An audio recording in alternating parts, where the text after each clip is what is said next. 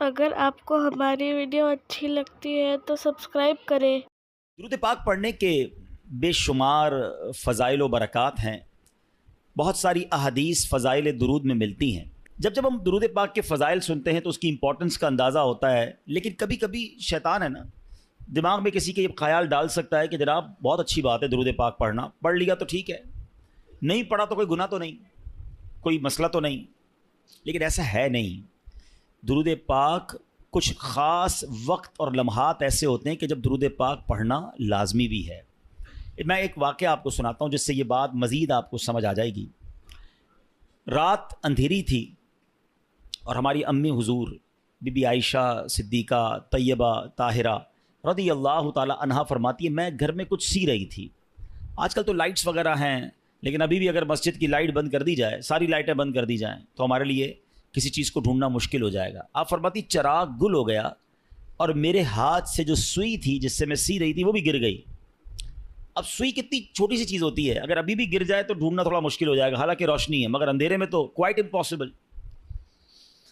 تو آپ فرماتی میں سوئی تلاش کر رہی تھی کہ اتنے میں اندھیرے کمرے میں میرے آقا صلی اللہ علیہ وسلم اپنا نور والا چہرہ لے کر آ گئے۔ اچھا دیکھیں، آج بھی دنیا میں اللہ تعالیٰ نے کچھ لوگوں کے چہروں پہ بڑا نور، بڑی روشنی، بڑی رونق دی ہوتی ہے، لیکن ہم نے یہ کبھی نہیں سنا۔ ہم یہ کہتے ضرور ہے کہ یہ چہرہ بڑا نورانی ہے یا بڑا چمکتا ہوا ہے، مگر سرور کائنات علیہ الصلوۃ والسلام کے نور کا عالم دیکھیں کہ میرے آقا جب ان کے کمرے میں داخل ہوتے ہیں، بی بی عائشہ فرماتی چہرہ انور سے اتنا نور نکلا کہ پورا کمرہ ہی جگمگانے لگ گیا۔ اور کتنا جگمگایا، کتنی روشنی ہوئی، کیا فرماتی اس نور کی روشنی میں نے اپنی گمشدہ سوئی کو تلاش کر لیا۔ آئے سمجھ آ رہی بات؟ اچھا پھر جب یہ منظر تو ہو گیا، اچھا یہ حدیث آپ نے کئی بار سنی ہوگی، مگر بعض اوقات یہیں تک سنی ہے، اس کا اگلا حصہ بڑا امپورٹنٹ ہے۔ بی بی عائشہ صدیقہ رضی اللہ تعالی عنہا نبی پاک سے بڑی محبت کے ساتھ عرض کرتی ہیں کہ یا رسول اللہ، میرے آقا آپ کتنے حسین ہیں، آپ کتنے باکمال ہیں۔ پیارے آقا علیہ الصلوۃ والسلام نے فرمایا، اے عائشہ ہلاکت ہے اس کے لیے جو قیامت کے دن میرا دیدار نہ کر سکے گا۔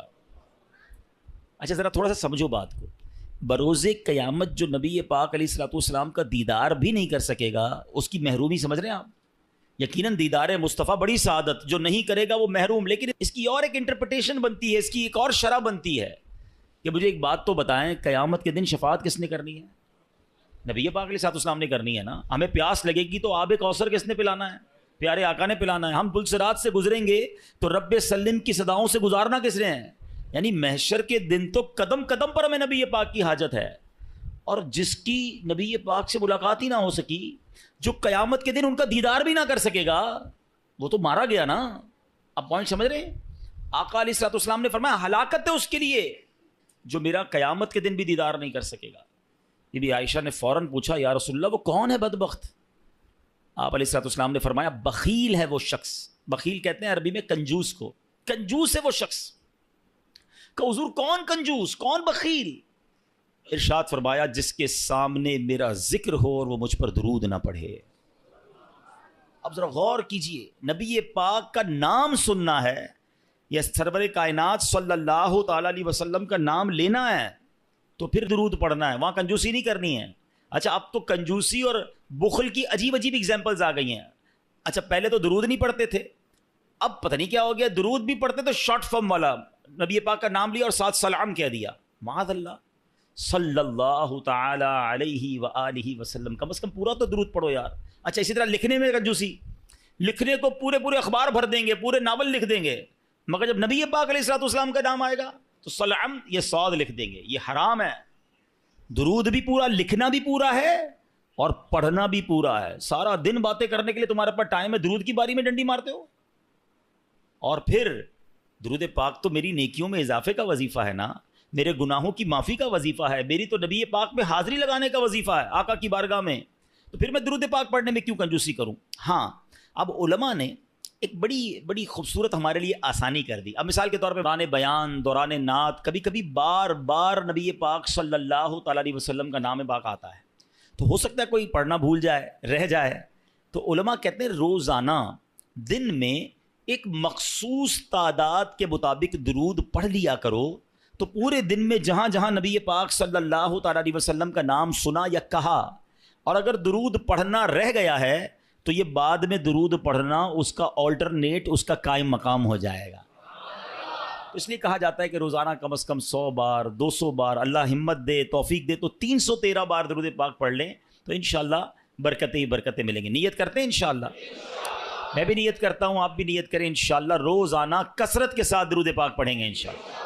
آئیے مل کر محبت کے ساتھ باآواز بلند درود پاک پڑھ لیں. صلو علی الحبیب صلی اللہ تعالی علی محمد صلی اللہ تعالی علیہ وسلم. ناظرین، آج ایک ایسی حقیقت پر میں نے بات کرنی ہے جس پر نارملی بات ہوتی نہیں ہے، اور یہ ایک ایسی حقیقت ہے کہ جس سے انکار بھی کوئی نہیں کر سکتا. دنیا میں بہت سارے فلسفے ہیں، دنیا میں بہت ساری تھیوریز ہیں جس میں بڑا جس کو کہتے ہیں نا کہ اختلاف ہے. قوموں کے اندر بھی اختلاف ہے، مذہبوں میں بھی اختلاف ہے، عمر کے اندر بھی اختلاف ہے کہ نہیں جناب کچھ لوگ کہتے ہیں یہ ہے تو دوسرا کہتا ہے نہیں ایسا نہیں ہو سکتا ہے. بہت ساری سائنٹیفک تھیوریز ہیں، بہت ساری جناب لاجیکلی باتیں ہیں، قوموں کے کلچر ہیں، اختلاف ہے لوگوں میں، کہتے ہیں نہیں وہ کہتے ہیں یہ ٹھیک ہے، وہ کہتے ہیں نہیں ٹھیک نہیں ہے. مگر میں جس تھیوری ہے جس حقیقت کی بات کر رہا ہوں نا، دنیا کا ہر مذہب اس کو مانتا ہے. دنیا کا ہر رہنے والا شخص جس کے اندر عقل ہے وہ اس کو ایکسیپٹ کرتا ہے. یہ وہ ریئلٹی ہے جس سے کوئی بھی انکار نہیں کرتا. وہ ایسی کون سی ریئلٹی؟ واقعی چند ہی چیزیں ہیں دنیا میں، شاید گنتی کی چیزیں ہوں گی جس سے پوری دنیا کے لوگ متفق ہوں کہ ہاں یہ درست ہے، یہ کنفرم ہے، یہ ہونا ہے. میں انہی میں سے ایک تھیوری کی بات کر رہا ہوں، انہی میں سے ایک حقیقت کی بات کرنے جا رہا ہوں. مگر ایسی مسلم، ایسی کنفرم حقیقت ہوتے ہوئے بھی اس پر بات کرنے کے لیے کوئی تیار نہیں ہے، اس کے بارے میں تیاری کرنے کے لیے کوئی تیار نہیں ہے. یہ بڑی عجیب بات ہے. ایسی کون سی تھیوری ہے، ایسی کون سی حقیقت ہے، بتاتا ہوں آپ. لیکن پہلے میں آپ کو ایک واقعہ سناتا ہوں. اس واقعے کے ذریعے ہم اس ٹاپک تک بھی پہنچ جائیں گے اور مزید ریئلائزیشن آسان ہو جائے گا. حضرت عبداللہ بن ابو نوح رحمۃ اللہ تعالی علیہ فرماتے ہیں، میں نے مسجد نبوی شریف میں ایک بوڑھے میاں کو دیکھا. وہ مسجد کی صفائی کرتے تھے اور دن رات مسجد میں ہی رہتے تھے. لوگوں نے بتایا کہ یہ بوڑھے میاں جو ہیں یہ مسلمانوں کے تیسرے خلیفہ حضرت عثمان غنی رضی اللہ تعالیٰ عنہ کی اولاد میں سے ہیں، صاحب اولاد ہیں. اللہ پاک نے مال بھی بڑا عطا کیا ہے، لیکن یہ سب کچھ چھوڑ کر بس مسجد کے ہو کر رہ گئے ہیں. صبح و شام مسجد میں پڑے رہتے ہیں، مسجد کی صفائی کرتے ہیں، بس عبادت کرتے رہتے ہیں. حضرت عبداللہ بن ابو نوح رحمۃ اللہ تعالیٰ کہتے ہیں میں نے جب لوگوں کی یہ باتیں سنی تو میں نے کہا کچھ تو ہے اسپیشل، جس کے بعد اتنا مال ہو، اتنی بڑی فیملی ہو، یہ مسجد میں زیادہ ٹائم کیوں گزارتے ہیں. تو میں واچ کرنے لگا، ان کو فالو کرنے لگا کہ کچھ راز کی بات، سیکھنے کی بات پتہ چلے گی. تو کہتے ہیں رات کا جب پچھلا پہر ہوا، لاسٹ آخری پہر تہجد کے وقت آیا، میں نے دیکھا کہ یہ مسجد سے نکلے اور جنت البقیع کی طرف جا رہے ہیں. جنت البقیع مدینہ منورہ کا قبرستان ہے، اور یقین کریں کمال کا قبرستان ہے. آپ یقین کریں، مطلب جنہوں نے دیکھا ہے وہ میری بات جلدی سمجھ جائیں گے، جنہوں نے نہیں دیکھا میں دعا کرتا ہوں یا اللہ ہم سب کو مدینے کی حاضری عطا. یہ دنیا کا واحد قبرستان ہے جس کو دیکھ کر ڈر نہیں لگتا، مرنے کا جی چاہتا ہے. ہاں دنیا کے کسی قبرستان میں جاؤ نا ڈر لگتا ہے کہ یار ایسی قبریں ٹوٹی پھوٹی. واللہ جنت البقیع کا قبرستان دیکھو تو بندے کو جی چاہتا ہے یا اللہ ادھر ہی موت دے دے، یہیں دفن فرما دے.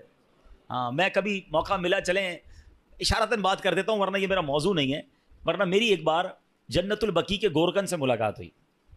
ایسی باتیں مجھے بتائی انہوں نے، میں کتنی دیر تک تو روتا ہی رہا. اور میں 2 باتیں بتا دیتا ہوں، پھر کبھی موقع ملا تو اس پر تفصیل سے بات کریں گے. کہ وہ مجھے ملے اور بڑی اچھی محبت والی ملاقات ہوئی. تو میں نے کہا یار کچھ تو بتاؤ جنت البقیع کے بارے میں، ایسا کیا ہے؟ ہم تو سنتے ہیں آپ تو قبر کھودتے ہیں، آپ تو جنت البقیع میں ہی ہوتے ہیں. کہتے ہیں عبدالحبیب بھائی پہلے بتائیں آپ کو میرے جسم سے خوشبو آ رہی ہے؟ میں نے کہا خوشبو تو بڑی آ رہی ہے، کون سا عطر لگایا ہے؟ کہتے ہیں واللہ میں نے کوئی عطر نہیں لگایا، یہ بقیع کی خوشبو ہے، جنت البقیع کی مٹی کی خوشبو ہے. اچھا وہ کہتے ہیں دنیا کا کوئی بھی قبرستان اٹھا لیں. پھر میں نے بھی غور کیا، وہاں آپ کو کیڑے مکوڑے بہت سارے جانور ملتے ہیں نا، مردے دفن ہو رہے ہیں، اور ظاہر قبرستان میں تو صفائی نہیں ہوتی نا، تو آپ کو کیڑے بولا جنت البقیع میں ایک کیڑا نہیں ہے. یعنی میں آپ کو روحانیت والی باتیں نہیں بتا رہا، روحانیت تو اندر کیا کیا ہوگا وہ تو اللہ جانے، اس کا حبیب جانے، اس کی کیسی کرم نوازیاں ہیں. میں تو جو نظر سے آنے والی چیزیں بتا رہا ہوں. کہتا ہم جب قبر کھودتے ہیں نا عبدالحبیب بھائی، کئی بار ایسا ہوا کہ قبر کھودتے کھودتے ایسی ٹھنڈی ہوا آتی ہے کہ میں قبر کے اندر لیٹ کر خود ہی سو جاتا ہوں. کبھی گورکن کو قبر میں سوتے دیکھا ہے؟ کہتا ہے ایسی ٹھنڈی ہوا ہوتی ہے، میں سکون اتنا ہوتا ہے، میں کام کرتے کرتے ادھر ہی لیٹ جاتا ہوں قبر کے اندر، نیند بھی آ جاتی ہے. میں نے تو اس کے ہاتھ چومے اور کہا آپ ہی دعا کر دیں کہ ہمیں جنت البقیع نصیب ہو جائے. کمال کا قبرستان. اور کیوں ہے پتہ ہے کمال کا؟ ایک تو اس قبرستان میں کم و بیش 10,000 صحابہ اکرام مدفون ہیں. ہر صحابی نبی جنتی کی قبر کیسی ہوتی ہے پتہ ہے؟ جنت کا باغ ہوتی ہے. حدیث پاک ہے نا, یا تو جنت کا باغ ہوتی ہے قبر یا دوزخ کا گھڑا. تو سارے صحابہ کی قبر تو ہو گئی جنت کا باغ. جس قبرستان میں 10,000 جنت کے باغ ہوں, اب آپ سوچو نا اس قبرستان میں جو گیا, ہائے ہائے, ایسے نہیں کہتے اعلیٰ حضرت, طیبہ میں مر کے ٹھنڈے چلے جاؤ آنکھیں بند, طیبہ میں مر کے ٹھنڈے چلے جاؤ آنکھیں بند, سیدھی سڑک یہ شہر شفاعت نگر کی ہے. ہاں اچھا, پھر مدینے میں مرنے کے حوالے سے, ہاں یہ صرف جنت البقیع کی تو برکت ہے ہی ہے. سنو میرے آقا کا کیا وعدہ ہے. نبی پاک نے انکریج کیا ہے. حدیث پاک کا مضمون ہے کہ تم میں سے جس سے ہو سکے وہ مدینے میں مرے, کہ جو مدینے میں مرے گا میں اس کی شفاعت کروں گا. ہاں, مدینے میں مرنے کی تمنا یہ ہمارے ایمان کا تقاضا ہے, عشق رسول کا تقاضا ہے. اور اس حدیث کی شرح میں پتہ علماء نے کیا لکھا ہے, اگر کوئی اس حدیث پر عمل کرنا چاہتا ہے نا تو وہ اپنا بڑھاپا مدینے میں گزارے اور پھر بغیر کسی ضرورت مدینہ پاک سے باہر نہ نکلے. مجھے ایک میسج آیا مدینہ منورہ سے, دیکھیں موضوع مجھے نہیں پتا تھا یہ چھڑ جائے گا. ہمارے لاہور کے ایک اسلامی بھائی ہیں مدینہ پاک میں, اور انہوں نے کہا آج مجھے کسی نے بتایا کہ ایک خاتون ہیں جو پاکستان سے گئی ہیں وہاں پر, 32 سال ہو گئے ہیں وہ مدینے سے باہر نہیں نکل رہی ہیں. کہتی ہیں باہر نہیں نکلوں گی کہیں باہر موت نہ آ جائے, مجھے مدینے میں مرنا ہے. اور میں ایسے کئی مدینے میں رہنے والوں کو جانتا ہوں جو نہیں جاتے, مکے بھی نہیں جاتے. ایک بار حج کر لیا انہوں نے, کہتے فرض ادا ہو گیا ہے, اب مدینہ نہیں چھوڑنا ہے. آقا نے فرمایا جس سے ہو سکے وہ مدینے میں مرے, کہ جو مدینے میں مرے گا میں اس کی شفاعت کروں گا. نصیب والوں کو ملتا, مرنا تو ہے ہی, اللہ کرے مدینے کی موت مل جائے, جنت البقیع مل جائے. زور سے کہہ دو آمین. پتہ نہیں کس کی آمین کے صدقے ہمارا بیڑا پار ہو جائے, یہ دعا ہمارے حق میں قبول ہو جائے. کچھ موت وہ ہوتی ہیں. میں ابھی پچھلے دنوں ہمارے ایک ساتھی تھے, ان کی والدہ کی یا والد کا انتقال ہوا مدینہ شریف میں اور جنت البقیع میں مدفن ہوئے. میں ان سے ملنے گیا, میں نے کہا مجھے سمجھ نہیں آ رہی آپ سے تعزیت کروں یا مبارکباد پیش کروں. یعنی ایسی بھی موتیں ہیں کہ جس پر افسوس ہی نہیں ہوتا کہ مطلب یہ تو ارمان تھا نا, یہ تو زندگی بھر مانگا ہے کہ یا اللہ ایمان والی, عافیت والی, مدینے والی, سبحان اللہ موت مل جائے. اور کیا چاہیے, مرنا تو ہم سب نے ہیں, مگر یہ موت ایسی ہوتی ہے جس کی تمنا ہوتی ہے. تو بہرحال وہ جو حضرت عثمان غنی رضی اللہ عنہ کی اولاد سے جو تھے وہ جنت البقیع میں گئے. رات کا آخری پہر تھا, قبلہ رخ ہو کر نماز پڑھنے لگے. ساری رات نماز پڑھتے رہے. فجر کا وقت شروع ہوا تو انہوں نے ایک دعا کی, اللہ کی بارگاہ میں عرض کرتے ہیں اللہم انک ارسلت الی ولم تأذن لی فإن كنت قد رضیتنی فأذن لی وإن لم ترضنی فوفقنی لما یرضیک. ترجمہ کیا ہے, اے اللہ پاک تو نے میری طرف اپنا قاصد بھیجا مگر یہ نہ بتایا کہ تو مجھ سے راضی ہے کہ نہیں. اے مالک کریم اگر تو مجھ سے راضی ہے تو مجھے بتا دے, اگر راضی نہیں ہے تو اپنی رضا والے کام کرنے کی توفیق عطا فرما دے. اچھا, وہ یہ بوڑھے میاں دعا مانگ رہے تھے, اتنے میں ایک بکری یا اس جیسا کوئی جانور آیا. بوڑھے میاں نے اس کی جانور کی پیٹھ پر ہاتھ پھیرا اور اس کا دودھ بھی پیا, اس کے برکت کی دعا دی اور واپس مسجد نبوی شریف میں آ گئے. حضرت عبداللہ بن ابو نوح اللہ تعالیٰ کہتے ہیں میں 3 راتوں تک دیکھتا رہا, روز یہی کرتے تھے. تہجد کے وقت چلے جاتے جنت البقیع میں, وہاں نمازیں پڑھتے, دعائیں کرتے, پھر واپس آتے. 3 دن بعد میں نے حضرت کو روک لیا. میں نے کہا حضرت میں 3 دن سے آپ کو چیک کر رہا ہوں, آپ دعا کرتے ہیں, دعا میں کہتے ہیں یا اللہ تو نے اپنا قاصد میرے پاس بھیجا ہے. اللہ نے کون سا قاصد بھیجا ہے؟ قاصد کہتے ہیں میسنجر, پیغام لانے والا. اللہ نے آپ کے پاس کون سا پیغام بھیجا ہے؟ بوڑھے میاں نے کہا ایک دن میں آئینہ دیکھ رہا تھا, میں نے اپنی داڑھی میں ایک سفید بال دیکھا, بس میں نے جان لیا کہ اللہ کی طرف سے موت کا قاصد میرے پاس آ گیا.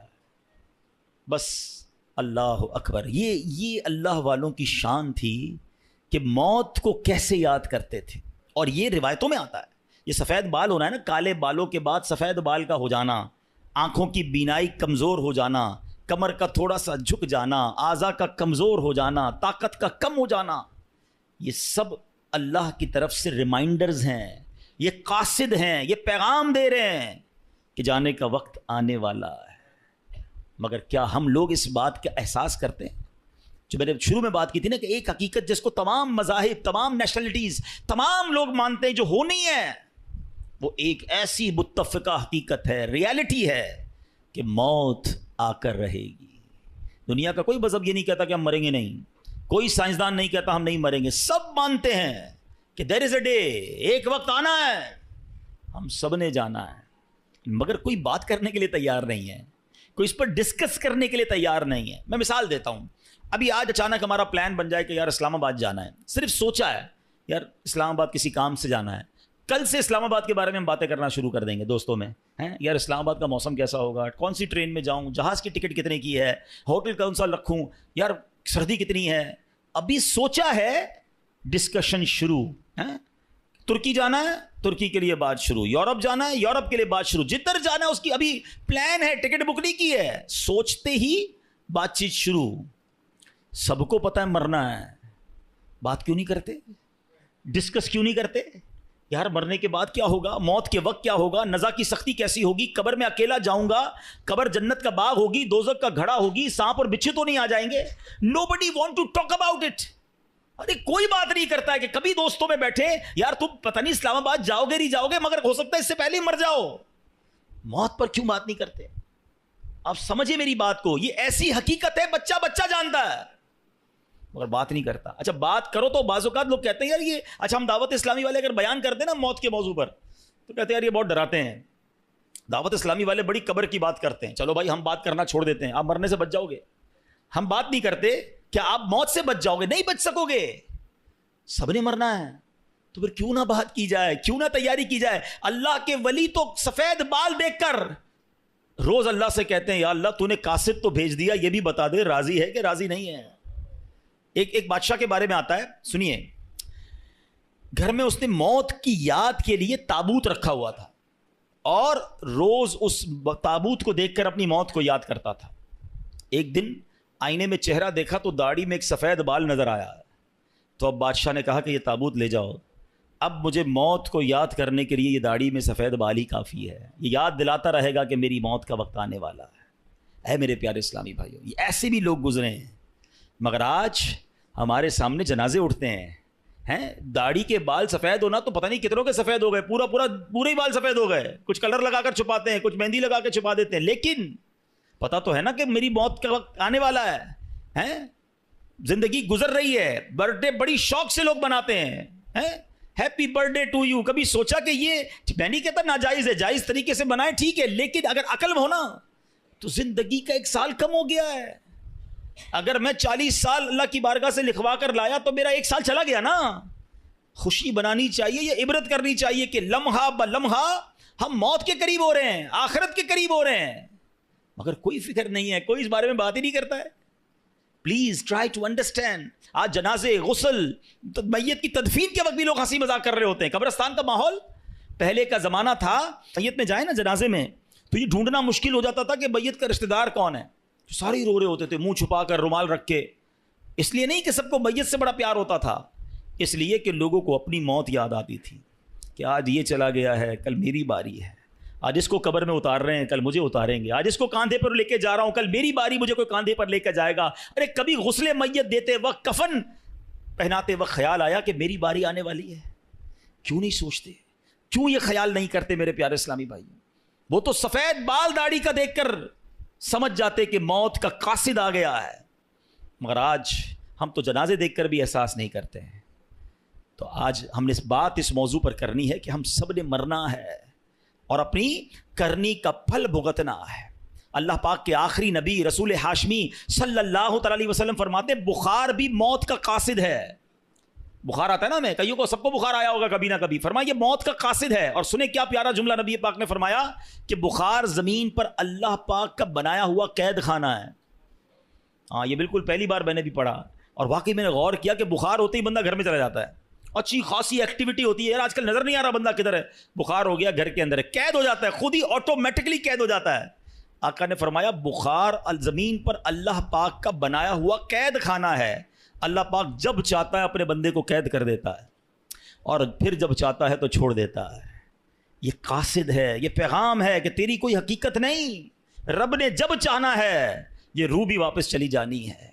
حضرت مجاہد رحمۃ اللہ تعالی فرماتے ہیں جب آدمی کسی بیماری میں مبتلا ہوتا ہے تو حضرت ملک الموت کا قاصد اس کے پاس ہوتا ہے، حتیٰ کہ جب وہ مرض الموت میں گرفتار ہوتا ہے تو حضرت ملک الموت خود اس کے پاس تشریف لا کر فرماتے ہیں تمہارے پاس پے در پے میرے قاصد آتے رہے، ڈرانے والے آتے رہے، تم نے اس کی کوئی پرواہ نہیں کی، اب تمہارے پاس ایسا قاصد آیا ہے جو دنیا سے تمہارا نام و نشان مٹا دے گا۔ یہ جو بیماری ہے نا، یہ بھی ایک پیغام ہے موت کا۔ اللہ کرے کہ ہم سمجھیں، اللہ کرے کہ ہم عبرت حاصل کریں۔ اے میرے پیارے اسلامی بھائیوں، اب بیماری آ جائے تو بندے کو کرنا کیا چاہیے؟ اللہ کرے کہ ہم ایسے کام کریں۔ امام غزالی رحمۃ اللہ تعالی علیہ فرماتے ہیں مریض کو چاہیے جب کوئی مرض میں ہونا موت کو کثرت سے یاد کرے، توبہ کرتے ہوئے موت کی تیاری کرے، ہمیشہ اللہ پاک کی حمد و ثنا کرے، خوب گڑ گڑا کر دعا کرے، اللہ پاک کے حضور عاجزی اور انکساری کا اظہار کرے، مناسب علاج کروائے، شکوہ و شکایت نہ کرے، اور جب شفا نصیب ہو جائے تو اللہ پاک کا شکر ادا کرے۔ یہ بیماری میں کرنا چاہیے۔ ہم کیا کرتے ہیں؟ او ہو بڑا سر میں درد ہے، بڑا پیٹ میں درد ہے، بس یار بہت پریشان، اتنا شکوہ، اتنی شکایت۔ اچھا سب کو بتانا ہے، کیا کوئی علاج کر دے گا ہمارا؟ شفا دینے والی ذات کس کی ہے؟ تو اللہ سے بات کرے نا، لوگوں کو کیوں بتاتے پھرتے ہیں؟ اس سے گویا اب بڑی تصوف والی بات کرنے جا رہا ہوں، تھوڑی باریک بات ہے، سمجھیے گا۔ حضرت رابعہ بصریہ بہت بڑی ولیہ گزری ہیں رضی اللہ تعالیٰ عنہ۔ ایک بندے کو دیکھا اس نے سر پہ پٹی باندھی ہوئی تھی، حضرت رابعہ نے کہا کہ سر پہ پٹی کیوں باندھی ہے؟ کہا حضور سر میں بہت درد ہے۔ آپ نے فرمایا آج تم بیمار ہو تو درد کی پٹی باندھی ہے، جب صحت میں تھے تو صحت کی پٹی باندھی تھی؟ بات بہت باریک ہے، سمجھدار آدمی اس بات کو پکڑ لیں گے۔ یعنی تمہیں آج اللہ نے کچھ دنوں کے لیے بیمار کیا تو سارے جہان کو بتا رہے ہو کہ اللہ نے بیمار کیا، درد کی پٹی باندھی۔ جب اللہ نے اتنے دنوں تک صحت مند رکھا تھا، کوئی پٹی باندھ کے بتایا لوگوں کو کہ میں بڑا صحت مند ہوں؟ بعض اوقات بیماری کا اظہار، مصیبت کا اظہار کہیں ایسا نہ ہو یہ شکوہ بن جائے، کمپلین بن جائے کہ اللہ نے بیمار کیا ہے، اللہ نے تکلیف بھیجی ہے۔ نہیں میرے پیارے اسلامی بھائیوں، اگر کوئی بیماری پر صبر کر جائے نا، احادیث میں مضمون ملتا ہے اللہ شفا بھی دیتا ہے، اس کے گناہوں کو معاف بھی کر دیتا ہے۔ یعنی بیماری مصیبت تو میرے گناہ معاف کروانے آئی تھی، مگر شکوہ شکایت کمپلین، ہمارا تو کچھ لوگوں کی تو عادت ہی ہوتی ہے نا، جب ان سے ملے کیا حال ہے، اب جیسے ہی پوچھا نا آپ نے کیا حال ہے، اب لسٹ شروع ہو جائے گی، بس یار سر میں بھی درد ہے، پیٹ میں بھی درد ہے، مارکیٹ بھی خراب ہے، گھر میں بھی اچھا نہیں ہے، اتنی پرابلمز بتا دے گا بندہ کہ یار نہ ہی پوچھتا تو اچھا تھا۔ کبھی تو شکر الحمدللہ کہہ دو، کبھی تو کہہ دو اللہ نے بڑا اچھا رکھا ہے، اللہ نے بڑی مہربانی کی ہے، کروڑوں سے اچھا رکھا ہے، کیوں نہیں کہتے زبان سے؟ شکر ادا کرنے والے بنے، کمپلین کرنے والے نہ بنو۔ اور بیماری سبحان اللہ، ہمارے اسلاف جو ہے نا وہ تو اس طرح مصیبت کو ویلکم کرتے تھے۔ حضرت فتح موصلی رحمۃ اللہ تعالی کے بارے میں آتا ہے کہ ان کی زوجہ تھی، ایک بار کہیں جا رہی تھی تو راستے میں پاؤں کو ٹھوکر لگی، ناخن اکھڑ گیا۔ اب ناخن اکھڑنے کی تکلیف سمجھتے ہو نا، جان نکل جاتی ہے۔ اب مسکرانے لگی۔ کسی نے کہا آپ کو تکلیف نہیں ہوئی؟ کہا تکلیف تو ہوئی، مگر اس تکلیف پر جو میں صبر کروں گی اور صبر پر جو مجھے ثواب ملے گا وہ ثواب یاد کر کے مسکرا رہی ہوں۔ اللہ اکبر، یہ ایسے لوگ تھے۔ اور ہم جناب چھوٹی سی چوٹ پر اتنی شور مچا رہے ہوتے ہیں، تھوڑا سا نقصان ہو جائے، اچھا جناب وہ کیا ہوا، بس وہ موٹر سائیکل کا انڈیکیٹر ٹوٹ گیا تو موبائل ہاتھ سے گر گیا تو فلاں نقصان ہو گیا، فلاں پرابلم، سب کو بتائیں گے۔ 2 4 5 ہزار کا نقصان ہو گیا، پورے محلے کو بتائیں گے۔ کیوں بتائیں گے بھائی؟ کوئی دے دے گا آپ کو؟ دے گا کوئی نہیں، ثواب بھی چلا گیا۔ صبر کرتے تو یہ نقصان تمہارے لیے ہو سکتا ہے گناہوں کا کفارہ بن کر آیا ہو۔ روایتوں میں آتا ہے کہ مومن کو پہنچنے والا ہر نقصان، یہاں تک کہ اس کے جوتے کا تسمہ بھی ٹوٹ جائے نا، وہ بھی اگر کسی کا لاس ہوتا ہے اور وہ صبر کرے تو وہ اس کے گناہوں کا کفارہ بن جاتا ہے، اس کے لیے نیکی کا باعث بن جاتا ہے۔ مگر صبر کریں تو نا، ہم نے تو سب کو بتانا ہے۔ اچھا معاملہ بڑا عجیب ہے، نقصان ہو تو سب کو بتانا ہے، نفع ہو تو کسی کو نہیں بتانا ہے۔ یہ ضرور بتائیں کہ 5 ہزار کا نقصان ہو گیا، کبھی آ کے بتایا کہ 50 ہزار روپے کمائے؟ نہیں، وہ کیوں بتاؤں بھائی، گھر والوں کو تو بالکل بھی نہیں بتاؤں گا، خرچہ شروع کر دیں گے گھر والے، ان کو جب بھی بتانا نقصان کی خبر دینی ہے۔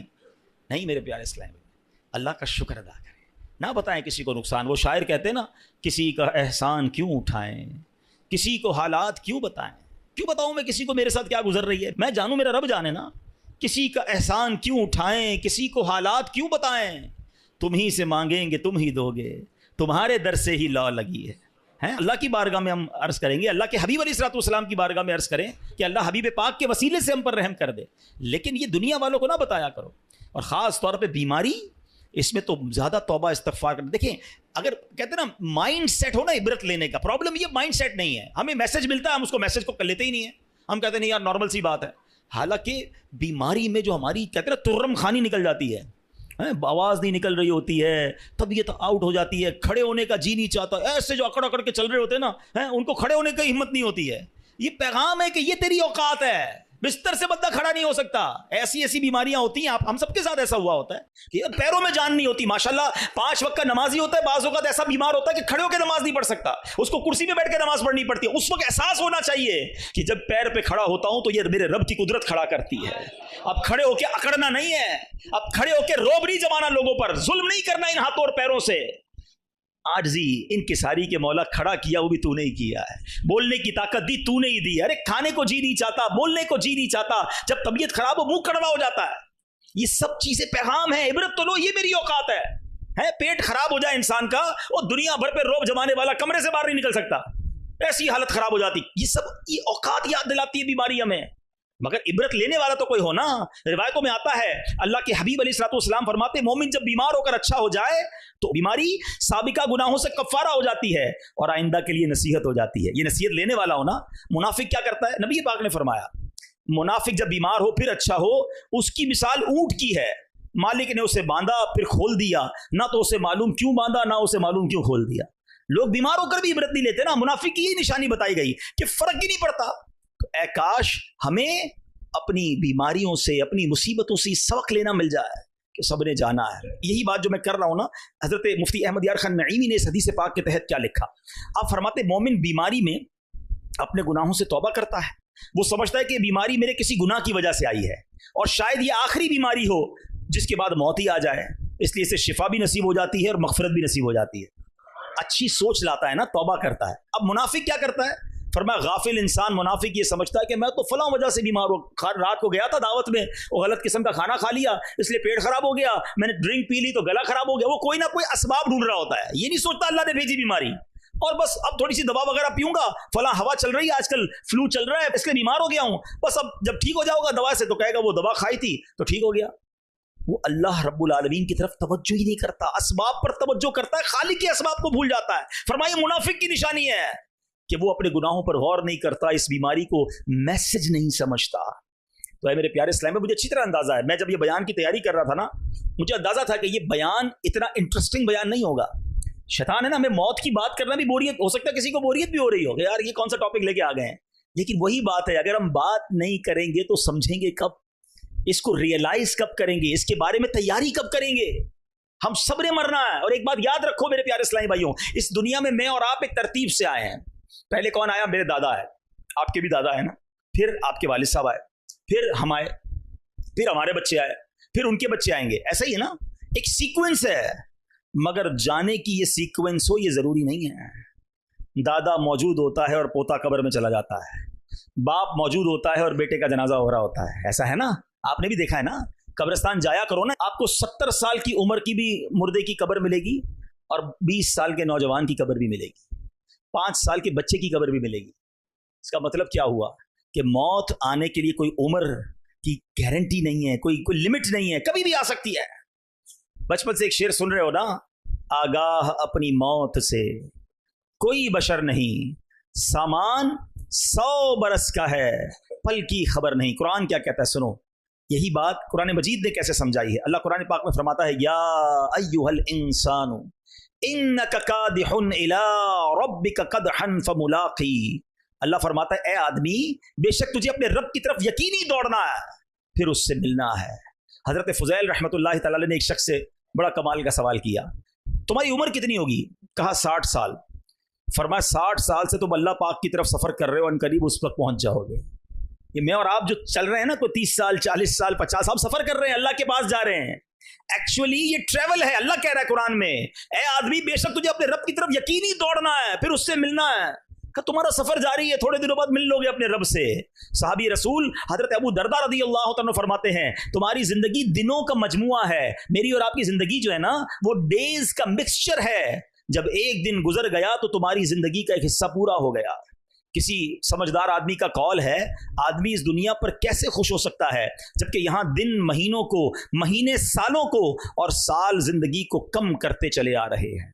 काश काश हम ये समझने वाले बन जाएं। एक और जगह कुरान मजीद फुरकान हमीद में इबरत लेने की बात है ना, अल्लाह कुरान में फरमाता है युकल्लिबुल्लाहु लैला वन्नहार इन्न फी ज़ालिका लइब्रतन लिउलिल अबसार। अल्लाह कुरान में फरमाता है अल्लाह रात और दिन को तब्दील फरमाता है, बेशक इसमें आंख वालों के लिए समझने का मकाम है। रात है ना, थोड़ी देर बाद दिन हो जाएगी, दिन के बाद रात हो जाएगी। जैसे रात और दिन बदल रहे हैं ना, एक्चुअली उलमा कहते हैं ये रात और दिन तुम्हारी सवारियां हैं, तुम इस पर सवार होकर अल्लाह की बारगाह में जा रहे हो, गुजरते जा रहे हैं दिन और तुम आगे बढ़ते बढ़ते कब्र में चले जाओगे।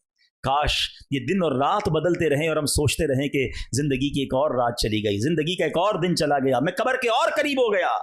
एक और जगह सूरह नाज़िआत में फिरौन और उसके लश्कर के गर्क होने का वाकया जिक्र करने के बाद रब ने क्या फरमाया, इन्न फी ज़ालिका लइब्रतन लिमन यख्शा, बेशक इसमें डरने वालों के लिए जरूर इबरत है। उलिल अबसार, गौर व फिक्र करने वाले, निगाह इबरत रखने वाले। जगह जगह कुरान में अल्लाह ने फरमाया कि इबरत रखने वालों के लिए इसमें इबरत है, इसमें पैगाम है, इसमें मैसेज है।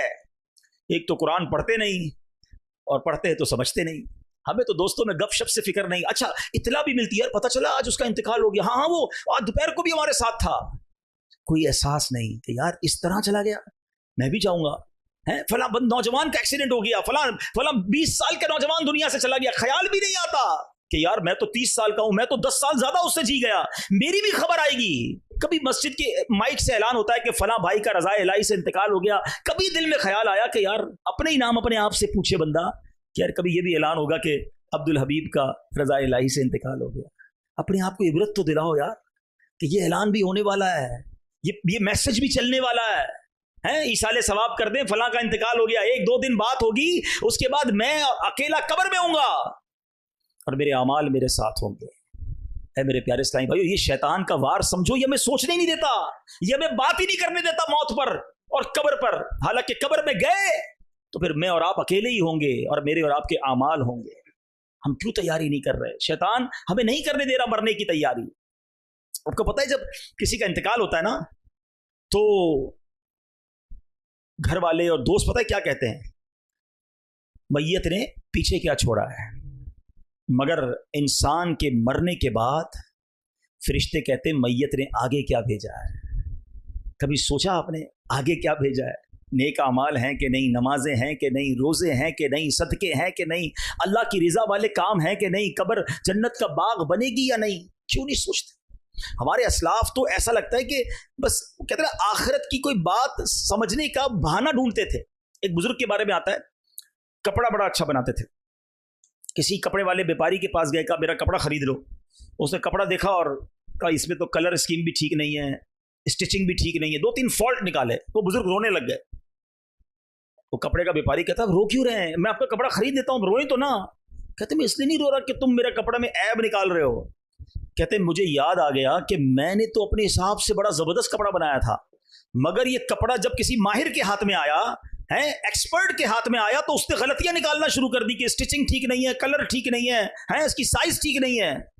मैंने तो सारी जिंदगी अपने हिसाब से नमाजें पढ़ी हैं, सही पढ़ी हैं, अपने हिसाब से रोजे रखे हैं, सदके किए हैं, मगर जब ये मेरी नेकियां अल्लाह की बारगाह में जाएंगी और क़यामत के दिन कह दिया गया कि तेरे सजदे कबूल नहीं, उसमें इखलास नहीं है, तेरा सदका कबूल नहीं, उसमें अल्लाह की रज़ा नहीं है, तूने जनाब जो रोजे रखे वो ठीक नहीं है, तो मैं किधर जाऊंगा? अब बताओ किधर कपड़े की डील, किधर आखिरत की याद? आप पॉइंट समझ रहे जो मैं समझाना चाह रहा हूं? यानी मामला दुनिया का होता था, वो आखिरत को याद करके रोते थे। हमारे सामने मौत मैयत पड़ी है, मगर हम फिर भी आखिरत को याद करने के लिए तैयार नहीं है, फिर भी अपनी कब्र और आखिरत को याद करने के लिए तैयार नहीं है। एक बुजुर्ग के बारे में आता है, पहले हमाम जो है ना, पहले के जमाने में, हमारे अब तो घरों में हमाम होते, पहले ऐसा नहीं था, एक पूरे शहर में 2-4 हमाम होते थे, लोग उधर ही जाके नहाते थे। तो एक बहुत बड़े बुजुर्ग वो हमाम पे गए, उसने किसी ने रोक लिया, कहा पैसे दो। कहा पैसे तो नहीं है। कहा बगैर पैसों के हमाम में नहीं जा सकते। रोने लग गए, हैं आखिरत की याद आ गई। कहा आप रोए ना, मैं जाने देता हूँ, फ्री में जाने देता हूँ। कहा नहीं, इसलिए नहीं रो रहा। कहा ये हमाम तो ऐसा है जिसमें नेक भी जाके नहाता है, गरीब भी नहाता है। थोड़े से पैसे नहीं थे, तुमने मुझे इसके दरवाजे पर रोक दिया। जन्नत में तो जाएगा ही वही जो रब का, जब जिससे रब राजी होगा। अगर जन्नत के दरवाजे पर मुझे रोक दिया गया कि नेकियां नहीं, तुम्हें नहीं जाने देंगे, तो मेरा क्या बनेगा? आप सोचो यार, ہمارے بزرگان دین کیسے عبرت حاصل کرتے تھے کہ آخرت کی یاد ان کے دلوں میں ایسے ہوتی تھی کہ واقعہ دنیا کا کوئی ہوتا تھا، فکر آخرت کی ستاتی تھی. ہمارے پیر و مرشد امیر اہل سنت کو اللہ نے بڑا فکر آخرت والا دل دیا ہے. ایئرپورٹ پہ ہم جاتے ہیں، سب جاتے ہیں، کئی لوگ گئے ہوں گے ہم میں سے ایئرپورٹ پر، ہیں جیب میں کچھ بھی سامان ہو بیل بج جاتی ہے، واپس آؤ پھر نکالو، ہیں پھر جاؤ، پھر بھول گئے پھر بیل بج جائے گی. جس کا سامان تھوڑا وہ فوراً نکل جاتا ہے، جس کا سامان زیادہ اس کو سائڈ پہ روک لیتے ہیں. ایسا ہی ہے نا، ہیں یہ نارمل سی بات ہے. مگر دیکھیے قبلہ شیخ ترکت امیر علیہ السلام فرماتے ہیں مجھے ایئرپورٹ پر آخرت کی یاد آتی ہے. قیامت کے دن جس کے پاس تھوڑے سے معاملات ہوں گے وہ پل صراط سے آسانی سے گزر جائے گا. جس نے دنیا کا مال کما کر دنیا کی جناب بہت ساری جس کو کہیں لگژریز میں لائف گزاری ہوگی، پل صراط سے گزرنا اس کے لیے مشکل ہو سکتا ہے. وہاں زیادہ سوال ہوں گے، زیادہ باتیں ہوں گی، حساب دینا پڑے گا. ادھر بھی جس کے پاس لگیج نہیں، جیب خالی، آپ جائیے، آپ کلیئر ہیں. جتنی چیزیں زیادہ اتنی چیکنگ زیادہ. سمجھنے والا دل چاہیے، احساس والا دل چاہیے کہ میں نے زندگی ایسے گزارنی ہے کہ پل صراط سے گزرتا. ہمارے بزرگان دین کیسے لیتے تھے عبرت، کیسے لیتے تھے؟ آج کل سردی پڑ رہی ہے نا، آپ کو پتہ ہے سردی کا بھی جہنم میں عذاب ہے. گرمی کا عذاب تو آپ نے سنا ہوگا، سردی کا بھی عذاب ہے. اور ایک ایسی وادی ہے جہاں اتنی ٹھنڈ ہوگی کہ جب مجرمین کو وہاں ڈالا جائے گا تو سردی کی وجہ سے ان کے جسم کے ٹکڑے ٹکڑے ہو جائیں گے. اور گرمی، جہنم کی گرمی الامان والفیس. حضرت داؤد علیہ نبینا علیہ الصلوۃ والسلام اللہ کے نبی ہیں نا، خوف خدا کیسا تھا. ایک روز آپ ایک تندور کے پاس سے گزرے، تنور جس کو کہتے ہیں، ہم بھی جاتے ہیں روٹی لینے. اب ذرا دیکھو دل ذہن دیکھو، یا اولی الابصار، عبرت والوں کے لیے قرآن میں بڑے میسج ہیں. تنور کے پاس گئے، اس میں آگ جل رہی تھی. آپ نے جب تنور کی آگ دیکھی تو آپ گھبرا گئے، آپ کو جہنم کی آگ یاد آ گئی. آپ کہتے ہیں کہ یا اللہ، اچھا اب جب یہ دیکھا نا، اب بے چینی سے زمین پر گر گئے. اتنا تڑپے کہ ڈر تھا کہ آپ کے جوڑ علیحدہ علیحدہ نہ ہو جائیں تنور کو دیکھ کر، روٹی والے کے پاس. اور پھر گرمی کے دنوں میں جب دھوپ میں آتے تو کہا کرتے، اے اللہ پاک ہم تیرے بنائے ہوئے سورج کی گرمی برداشت نہیں کر سکتے تو جہنم کی گرمی کیسے برداشت کر سکیں. کاش یہ ہمارے ذہنوں سے غفلت کا پردہ دور ہو جائے. ہم تو ایسا لگتا ہے جس سے بھی بات کرو نا، یار 2 سال بعد یہ کرنا ہے، 5 سال بعد یہ کرنا ہے، پھر یہ پلاننگ، پھر یہ پلاننگ. شیڈول ہے مگر شیڈول ایسا ہے کہ اس میں مرنا ہی نہیں ہے. لگتا ہے کوئی سوچتا ہی نہیں ہے کہ یار اس پورے شیڈول میں بیچ میں مر گیا تو اور مر سکتا ہوں تو ادھر کی کیا تیاری کی ہے. nobody talk about it. بات ہی نہیں کرتے. ارے ہونا یہ چاہیے. عقل یہ کہتی ہے کہ پہلے قبر ٹھیک کر لوں، کیونکہ قبر میں تو کل بھی جا سکتا ہوں نا، پھر دنیا کے بارے میں سوچوں. مثال کے طور پر کوئی بندہ گھر بنا رہا ہے، یار آرکیٹیکٹ کو بلایا، کتنے ٹائم میں بنے گا؟ 1 سال میں. اتنے پیسے لگیں گے. 1 سال بعد اتنے لاکھ کروڑ روپے لگا کے تم گھر میں جاؤ گے. قبر میں کل جا سکتے ہو، پہلے وہ تو ٹھیک کر لو. وہ ٹھیک ہو پھر بے شک گھر بھی بنتا رہے گا. وہ خراب رہی تو کدھر جاؤ گے؟ اور ایسے واقعات ہیں کہ بندہ گھر میں جانے سے پہلے قبر میں چلا جاتا ہے. میں ایک واقعہ نہیں بھولتا. ایک بار ہم ہانگ کانگ میں تھے اور وہاں دعوت اسلامی کے مدنی قافلے کے ساتھ گئے. تو وہاں کیا ہوا کہ ہمیں بتایا وہاں کے اسلامی بھائیوں نے ایک واقعہ کہ ایک بندہ تھا جس نے تقریباً 30-32 سال ہانگ کانگ میں جاب کی. پاکستانی بہت سارے دنیا میں 10-10 سال، 20-20 سال، 30-30 سال سے باہر ہے، پوری زندگیاں باہر دے دی. یہاں پیسے بھیجتا رہا. گھر والوں نے ادھر بڑی سی کوٹھی خرید لی. پیسے بہت آ گئے. 30-32 سال میں بندہ کما لیتا ہے باہر جا کے پیسے اور سمجھتا ہے بس وہی کرنا ہے، ادھر کمانا ہے، پھر بعد میں عیش کرنے. تو ادھر گھر والوں نے اس کے پیسوں سے، اچھا وہ ادھر ہانگ کانگ میں چوکیداری کرتا تھا. چوکیدار کی بھی تنخواہ اچھی ہوتی ہے. بیچتا رہا. یہاں گھر بن گیا اچھا خاصا. اچھا اب بھی نہ آیا تو خود ادھر چوکیداری کرتا تھا. ادھر گھر کے باہر ایک چوکیدار رکھ دیا کہ بھائی گھر کی خیال رکھو، تھوڑے ٹائم اور پیسے کما لوں پھر ایک ہی ساتھ آؤں گا. 32 سال. اب گھر والوں نے کہا بہت ہو گیا، اب تو آ جاؤ. کہا بس ٹھیک ہے، اب اتنے پیسے ہو گئے کہ بقیہ زندگی مزے کی گزرے گی. سارا سامان پیک کیا، اپنے دوستوں کی دعوت کی، فیئر ویل پارٹی. آج آخری دن، سب مل کے کھائیں گے پیئیں گے موج کریں گے، کل سے میں جا رہا ہوں آل دا وے پاکستان، اب نہیں آؤں گا واپس، خدا حافظ. پارٹی کے دوران اس بندے کو ہارٹ اٹیک ہوا. اسی پارٹی کے دوران اس کا انتقال ہوا. جس جہاز میں اس نے اپنا سامان بک کرایا تھا اسی جہاز میں اس کی میت پاکستان آئی. جو گھر جو 32 سال باہر رہ کر مزدوری کر کے بنایا تھا، ایک رات اس گھر میں نہیں گزار سکا. گھر میں جانے سے پہلے 2 گز کی قبر کے اندر چلا گیا. جگہ جی لگانے کی دنیا نہیں ہے، یہ عبرت کی جا ہے، تماشا نہیں. اللہ کرے میں اور آپ سمجھیں. ہم غافل ہیں، ہم نہیں سوچ رہے کہ ہمیں مرنا ہے، ہم نہیں سوچ رہے کہ ہمیں قبر کی تیاری کرنی ہے. کوئی میسج نہیں آئے گا، کوئی پیغام نہیں آئے گا. ہیں, بہت ساری چیزوں کے لیے الرٹ آتا ہے, ریمائنڈر آتا ہے. موت کے لیے کوئی ریمائنڈر نہیں ہے کہ جناب 4-5 دن رہ گئے توبہ کر لو. نہیں, صبح پتہ نہیں ہوتا اور رات بندہ قبر میں ہوتا ہے, لیکن بات نہیں کرتے, سوچتے نہیں. ایک مرتبہ حضرت ملک الموت اللہ پاک کے نبی حضرت داؤد علیہ السلام کی خدمت میں حاضر ہوئے. حضرت داؤد علیہ السلام نے ان سے موت کے قاصدوں کے متعلق پوچھا کہ اے ملک الموت بتاؤ موت کے میسنجر کون سے ہیں. تو ملک الموت نے کہا کہ اے اللہ پاک کے نبی, آپ کے والد, آپ کے بھائی, آپ کے پڑوسی سارے کہاں ہیں؟ کہ وہ سارے تو چلے گئے, دنیا سے چلے گئے. فرمایا یہ بھی تو موت کے قاصد ہیں, یہ سب پیغام دے رہے ہیں کہ وہ جیسے دنیا سے چلے گئے ہیں حضرت ایک دن آپ بھی رخصت ہو جائیں گے. یہ سب پیغام ہے. میرے دادا نہیں ہے دنیا میں, میرے ماں باپ نہیں ہیں, میرے چچا نہیں ہیں, میں اپنی بات کر رہا ہوں, میرے بہت سارے رشتہ دار نہیں ہیں. اب مجھے اور کس میسج کی ضرورت ہے کہ کل تم بھی نہیں ہوگے. کب توبہ کریں گے, کب اللہ کو راضی کریں گے, کب قبر کو روشن کریں گے, کب حرام چھوڑیں گے, کب تک اپنے رب کو ناراض کرتے رہیں گے. بعد میں کر لوں گا. یار مولانا صاحب ابھی بھی شیطان ہے نا, ابھی بھی کسی کے ذہن میں بات ڈال رہا ہوگا یہ بہت اچھی بات کر رہے ہیں, بس رمضان سے پکی نماز پڑھنا شروع کر دوں گا. میں جو حرام کام کر رہا ہوں نا وہ بس میں اگلے 1 مہینے بعد چھوڑ دوں گا. یہ بالکل ٹھیک کہہ رہے ہیں, بس میں جو حرام دیکھنے کی یا معاذ اللہ کو شراب پینے کا اگر عادی مجھے سن رہا ہے, کوئی میری بہن سن رہی ہو, یار یہ جو میں حرام کام, یہ میں حرام کمائی جو کر رہا ہوں, سود کما رہا ہوں یا رشوت کا کام کر رہا ہوں یا ظلم کر رہا ہوں یا بلیک میلنگ کر رہا ہوں یا جناب سوشل میڈیا کے ذریعے حرام ارننگ کر رہا ہوں, تھوڑے دنوں بعد چھوڑ دوں گا. بس تمہارے پاس گارنٹی ہے کہ تم زندہ رہو گے توبہ کرنے تک. شیطان کرتا ہے یہ ڈیلے کرواتا ہے, توبہ میں ڈیلے کرواتا ہے, تھوڑے دنوں بعد, اور بندہ ڈیلے کرتے کرتے کرتے موت کے گھاٹ اتر جاتا ہے. توبہ میں دیر نہیں ہوتی, ابھی کرنی ہے, آج کرنی ہے. ڈیلے کرنا یہی تو شیطان چاہتا ہے کہ ہم توبہ میں دیر کریں, آج ابھی. اور میرا کریم مولا ایسا کریم ہے کہ بندہ ایک بار سچی توبہ کر لے وہ پچھلے سارے گناہ معاف کر دیتا ہے. یہ فارمولا جو ہے نا اللہ کی رحمت کا, یہ نرالا فارمولا ہے. دنیا کی کسی عدالت میں ایسا فارمولا نہیں ہے. آپ جرم بھی کریں اور جا کر اقبال جرم کر لیں, کانفیس کر لیں کہ ہاں میں نے کیا جج صاحب, تو جج نے سزا ہی سنانی ہے. مگر میرے رب کی رحمت کے اصول دیکھو کہ بندہ اللہ کی بارگاہ میں حاضر ہو کر کہے یا اللہ گناہ ہو گئے, کر لیے گناہ, ہو گئی خطا, آنکھیں بھی حرام دیکھ چکی, کان بھی حرام سن چکے, اللہ حرام روزی کما لی, زبان سے بھی گناہ کیے, آنکھ سے بھی گناہ کیے. کریم گناہوں کا انبار ہے میرے سر پر, اور اگر مر گیا تو مارا جاؤں گا مولا, بندہ تیرا ہوں, تیرے سوا کون ہے میرا.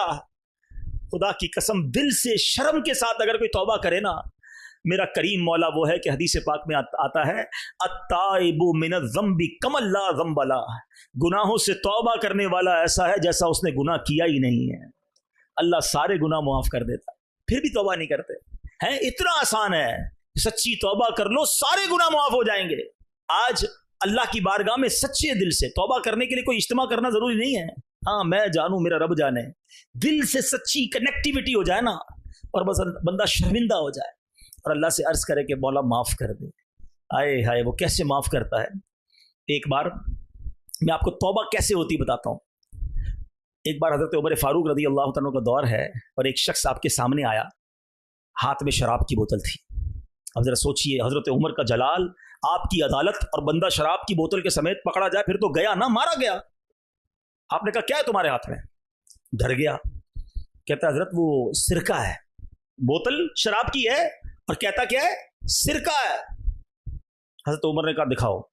اچھا ذرا تھوڑا سا سینیریو سمجھیے گا. حضرت عمر یہ کھڑے, یہ بندہ یہ کھڑا, آمنے سامنے بندہ کھڑا ہو, کتنی دیر کا وقفہ ہوگا بات چیت میں؟ سیکنڈز. وہ بندہ کہتا ہے اب اگر حضرت عمر کو میں نے بوتل دکھائی اور یہ شراب کی ہوئی تو میں گیا, مارا گیا within a seconds. دل ہی دل میں اللہ سے عرض کرتا یا اللہ آج بچا لے, اللہ معافی مانگتا ہوں اور شراب نہیں پیوں گا, عمر کے سامنے ذلیل ہونے سے بچا لے. ذرا سوچو نا کتنی دیر لگی ہوگی بوتل نکال کے دینے میں, مگر تڑپ کے رب کو پکارا. جیسے ہی وہ بوتل حضرت عمر کے ہاتھ میں جاتی ہے, وہ شراب نہیں وہ سرکہ بن جاتی ہے. یہ ہے میرے رب کی عدالت, یہ ہے اس کی رحمت. تم سچے دل سے توبہ کرو, وہ تمہارے گناہ چھپا لے گا, وہ تمہارے عیب چھپا لے گا. بلکہ ایسا کریم مولا ہے, قرآن کی آیات میں یہ مضمون ملتا ہے کہ اللہ راضی ہو جائے تو بندے کے گناہوں کو رب نیکیوں سے بدل دیتا. تو آج اس اجتماع میں آئے ہیں نا, پلیز بدل کے جانا ہے. جیسے آئے ہیں ویسے نہیں جانا ہے. مجھے کوئی بتائے, مجھے ضروری نہیں ہے کوئی بتائے کہ میرے اندر کیا برائی ہے, سب پتا ہے, آپ کو بھی پتا ہے. है। हाँ, जो हराम कमाता है उसको पता है मैं हराम कमाता हूँ, जो नमाज छोड़ रहा है उसको पता है मैं नमाज छोड़ रहा हूँ, जो झूठ बोलता है उसको पता है मैं झूठ बोल रहा हूँ, जो हराम देखता है छुप छुप कर उसे पता है मैं हराम देख रहा हूँ। बताने की जरूरत नहीं है, सब पता है हमको। लेकिन आज अच्छा, जब मुझे पता है तो मेरे रब को तो पहले पता है ना, मैं जो कुछ कर रहा हूं वो जानता है। तो आज अल्लाह से माफी मांग के जाना, किस बात का इंतजार है? फिर तौबा में ताखीर क्यों है? कुरान पुकार पुकार कर कह रहा है, सुनो कुरान क्या फरमाता है।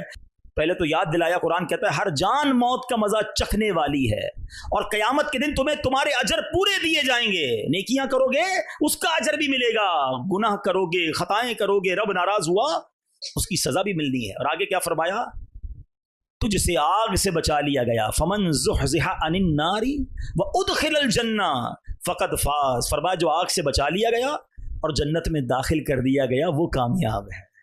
हम कहते नहीं यार, जिसका डिफेंस में 1000 गज का बंगला है ना वो कामयाब है, जिसके पास इतनी बड़ी गाड़ी है वो कामयाब है, जिसके इतने फॉलोवर्स हैं वो कामयाब है, जो इतना मशहूर है वो कामयाब है, इतने सारे मुल्कों का विजिट किया वो कामयाब है, फला ओहदे पर पहुंच गया, फला सरबराही मिली वो कामयाब है। मैं और आप कौन होते कामयाबी तय करने वाले? कुरान कहता है जिसे आग से बचाया गया और जन्नत में दाखिल कर दिया गया वो कामयाब है। अल्लाह उन कामयाबों में हमें शामिल फरमाए, हमें बिला हिसाब जन्नत में दाखिला अता फरमाए। और अगली बात कुरान ने क्या कही, वमल हयातुद दुनिया इल्ला मताउल गुरूर, और दुनिया की जिंदगी तो सिर्फ धोखे का सामान है। काश काश आज का ये बयान मेरे दिल पर भी असर करने वाला बन जाए, आपके दिल पर भी असर करने वाला बन जाए। वो शायर कहते हैं ना कि जब इस बज़्म से उठ गए दोस्त अक्सर और उठते चले जा रहे हैं बराबर, है फला चला गया, फला चला गया, दोस्त चला गया, क्लास फेलो चला गया, और उठते चले जा रहे हैं बराबर, ये हर वक्त पेशे नजर जब है मंजर, यहाँ पर तेरा दिल बहलता है क्यों कर, जगह जी लगाने की दुनिया नहीं है, ये इबरत की जा है तमाशा नहीं है।